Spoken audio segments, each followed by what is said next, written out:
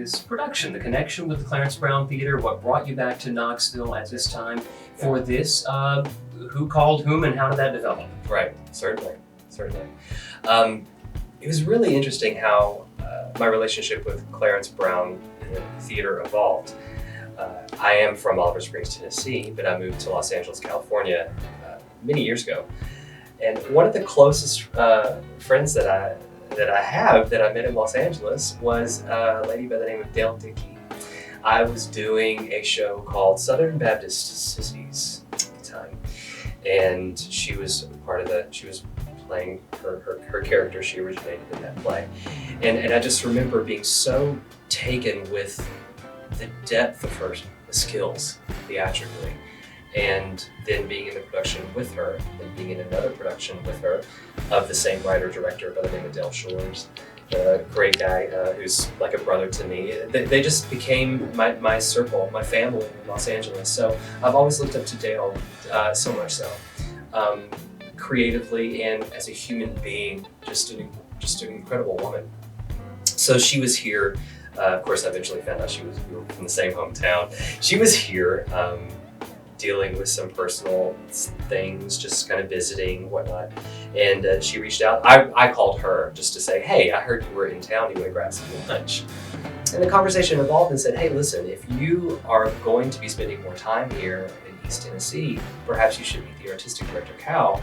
Perhaps there's something that you guys might enjoy collaborating on. I've really enjoyed, she said, working with the Clarence Brown Theater, and it's just such a great team of people.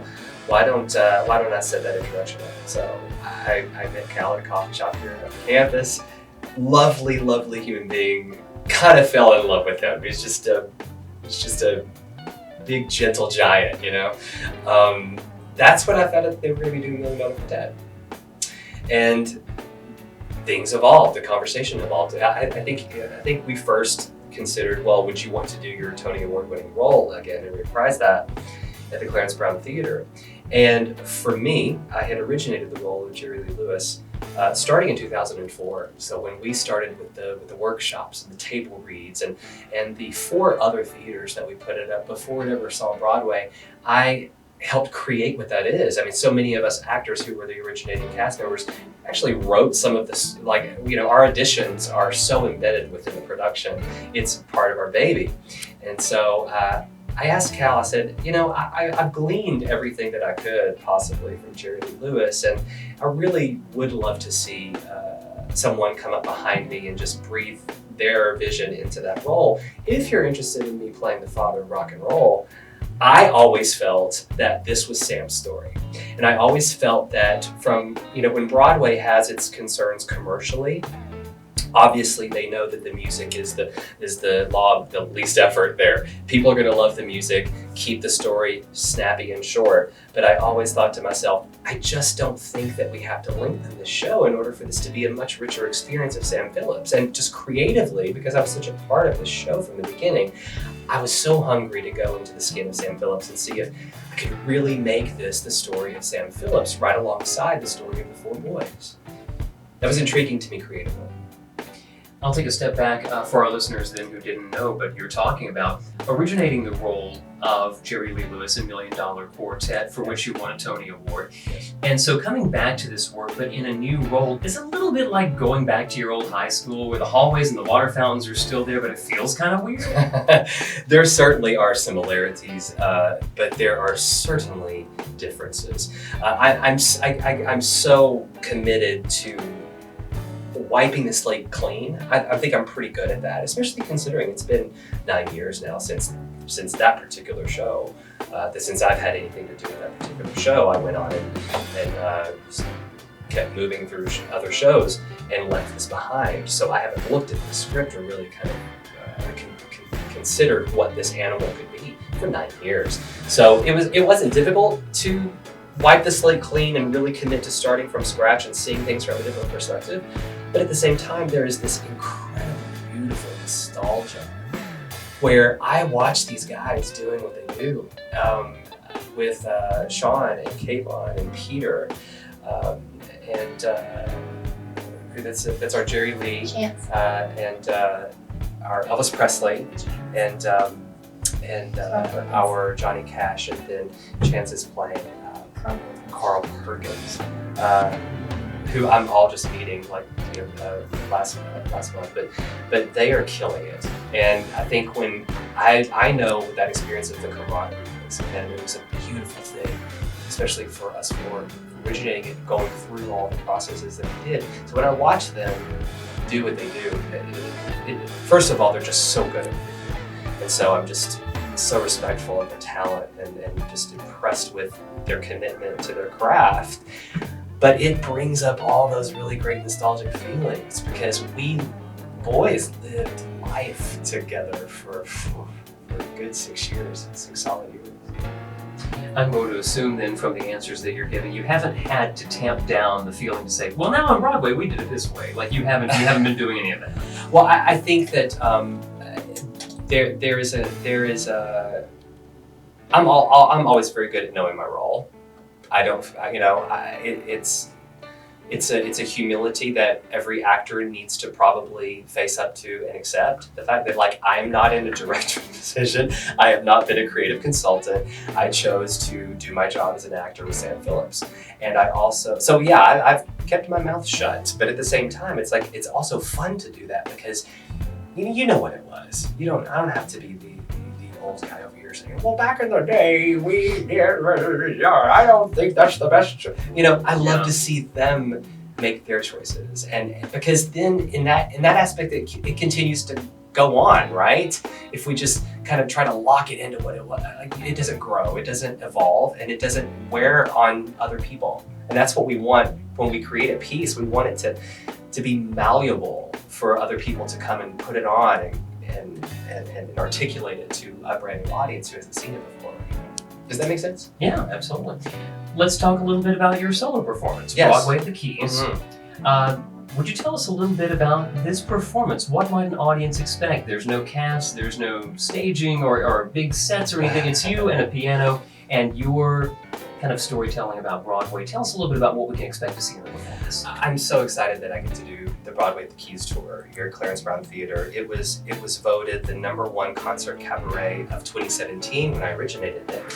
And it's a story that I haven't been able to put it down once that tour, because once people got wind of the show and what it was, I found myself doing it in 2018, and I found myself doing it again this year. And for now 3 years, this show has been a way of not only putting my own take on Broadway classics, and I really do love the challenge of stripping away the typical bravado of Broadway and almost approaching it like a singer-songwriter. I've been a singer-songwriter for 7 albums now, with my music being featured on television shows like The Vampire Diaries, Sons of Anarchy, So You Think You Can Dance. Licensing for television has been sort of a passion of mine, and writing for those things. But what I don't get to share is taking that singer-songwriter sensibility and deconstructing some of our favorite Broadway classics a little bit in a way that allows you to hear them differently. In addition to the musical aspect of what I'm talking about, I also am such a product of East Tennessee as far as storytelling is concerned. We are the capital of storytelling, and there is such an incredible, I am so in love with the humor of the South, the humor of storytelling, and it is quite an unconventional story, how I would come from Oliver Springs, Tennessee, and move to the West Coast thinking I'm just going to be a recording artist, and how acting chose me and threw me into the most unconventional circumstances. And it gets pretty silly to kind of share with the audience how this road evolved over the last 15 years. It's fun to tell.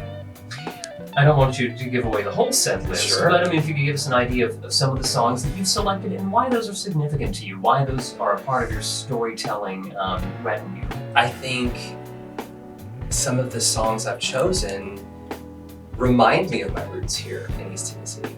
There are sentiments to songs like Corner of the Sky from Pippin, or Not While I'm Around from Sweeney Todd. It makes me think of my grandfather, who is my hero and has always been my hero. I've been feeling him so close lately for some reason. He exhibits that kind of protective quality, that belief in your dreams, that never giving up, that resilience. And a lot of the songs that I chose, I wanted to convey that quality, not only because it's indicative of how my family raised me here in East Tennessee, but I think that it's also a way to encourage other people. That it's not just a musical song. That I chose to approach the songs creatively the way that I did because I really want you to hear the message that your corner of the sky is predestined, and you need to have absolute faith in the truth that you have been called to do something that is of service to the world. Every one of us has. So I'm hoping, obviously, from being the creative that I am, that people do hear it on a deeper level. But I think the easiest go-to answer is that there's something about this whole selection that just makes me feel home.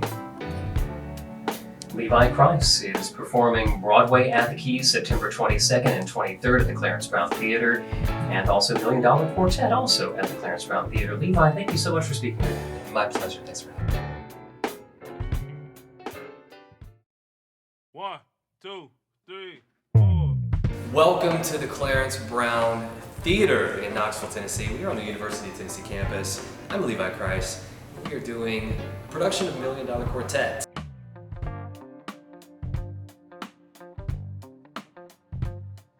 I think it would be pretty interesting for you patrons to go into the auditorium, see the stage, and also take you through what my routine is before a show. So come with me. We have to go to the other side. Are you still filming me? No. This is Brenda. This is Brenda right here. Hi, Brenda. And this is where I get paid. Is there a checklist? This one?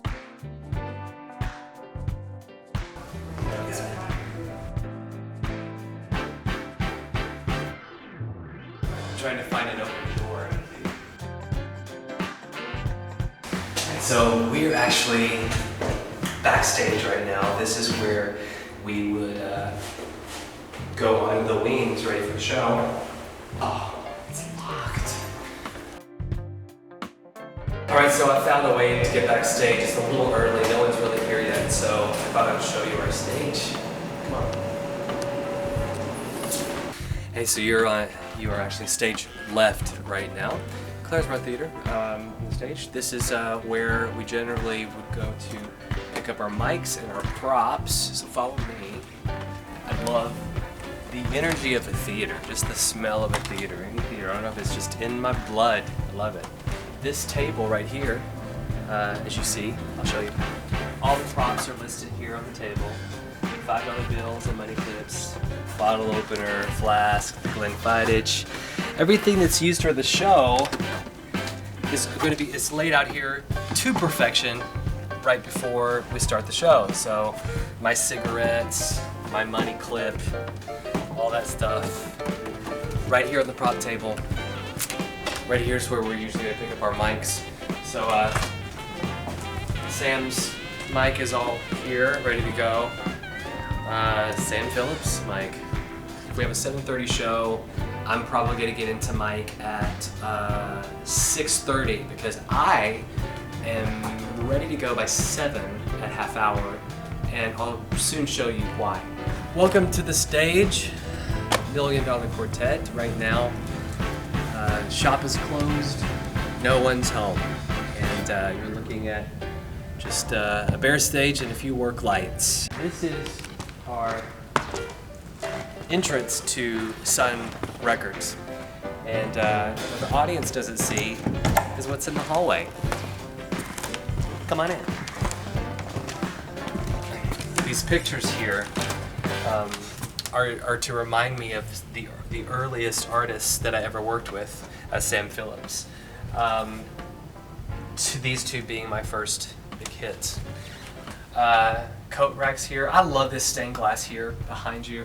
But that is the view from the inside of the stage.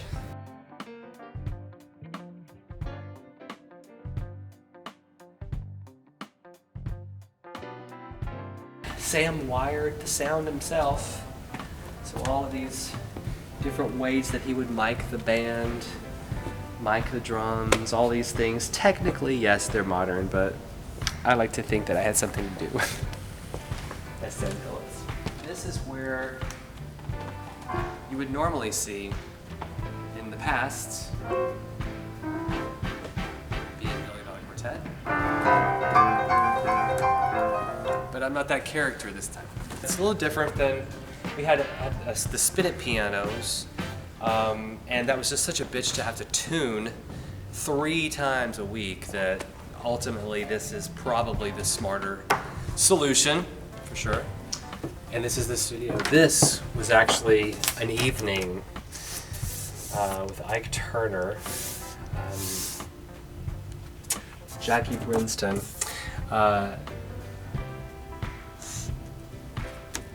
This song blew up, and this was kind of that really actually put Sun on the map. More perfect. Okay, in the studio you can see the tape deck that actually works.